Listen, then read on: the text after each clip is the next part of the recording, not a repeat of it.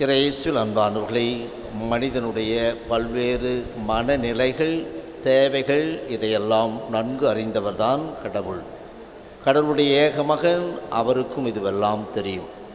எனவே தான் சீடர்கள் அவரிடம் வந்து ஸ்நாபகரிடப்பர் தன்னுடைய சீடர்களுக்கு கற்றுக் கொடுத்திருக்கின்றார். அதேபோல் நீங்களும் எங்களுக்கு கற்றுக் கொடுங்கள் எப்படி ஜெபிக்க வேண்டும் என்று கேட்டபோது அழகான அந்த கர்த்தர் கற்பித்த ஜெபம் என்று நாம் பெயரிட்டு அழைக்கின்றோமே, த லார்ட்ஸ் பிரேயர் என்று சொல்லுகின்றோம், அவர் ஃபாதர். அந்த ஜெபத்தை ஆண்டவர் இயேசு தன் சீடர்களுக்கு கற்றுக் கொடுக்கின்றார்.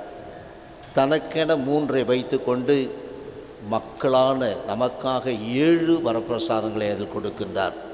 அதை நீங்கள் எடுத்து பார்த்தீர்கள். 10 கட்டளைகள் இருப்பது தான் இதிலே அடங்கியிருப்பதை போன்றிருக்கும்.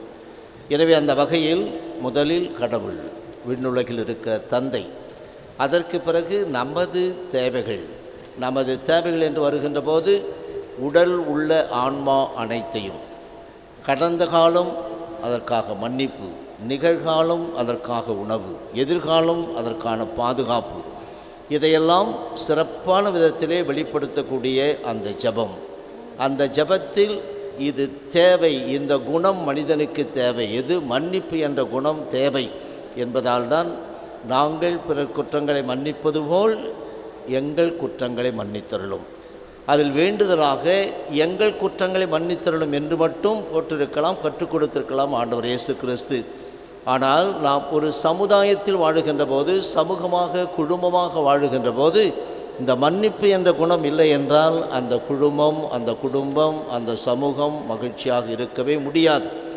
இந்த நிலையில்தான் ஆண்டவர் இயேசு கிறிஸ்து முதலில் நீ மற்றவரை மன்னி, உனக்கு மன்னிப்பு வேண்டுமானால் நீ மற்றவரை மன்னிக்க வேண்டும் என்பதை சொல்லி அந்த ஜெபத்தில் இருக்கின்ற அந்த பண்புக்கு ஏற்றவாறு தான் இன்று ஒரு விளக்கமான ஒரு ஓமையை நமக்கு எடுத்து சொல்லுகின்றார் தெளிவாக.